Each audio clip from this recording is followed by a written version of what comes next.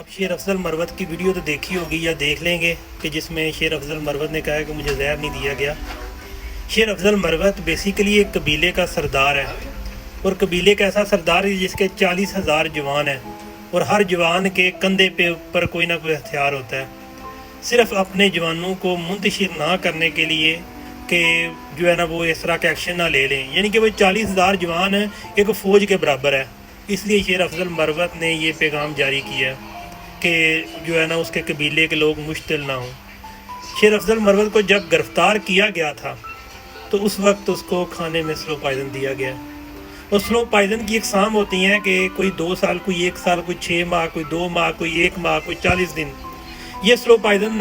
کا افیکٹ جو ہے یہ بھی تقریباً ظاہر ایک بندہ ہوتا ہے، کوئی اسموکنگ کرتا ہے یا اس طرح ہے، جس کا افیکٹ کبھی بار 1 ماہ میں ہوتا ہے، اس کا 15 یا 20 دن میں ہو جاتا ہے۔ شیر افضل مروت کا بر وقت جو ہے علاج ہے، اس کے بعد اس کا خون کا بلڈ چینج ہو گیا، اس کے علاوہ مکمل طور پہ واش ہو گئے، گردے ہو گئے، پھیپھڑے ہو گئے، یعنی کہ جتنے آرگنز ہیں وہ سارے کے سارے وہ ٹائم پہ جناب اس کی حالت دیکھ لیں، 8-10 kg وزن اس کا کم ہو گیا ہے۔ ہاسپٹل کی رپورٹ جو ہے وہ بھی تقریباً لیک ہو چکی ہے۔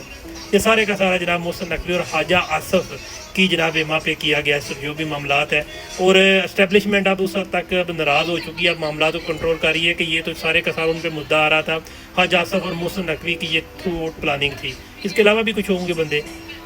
بہرحال جو بھی ہے، بڑا حوصلہ اس بندے کا ہے کہ اس نے کہا کہ وہاں منتشر نہ ہو، خاص کر کے قبیلے کے لوگ، لیکن آگے دیکھیں 1 ہفتے کے بعد کیا ہونے جا رہا ہے۔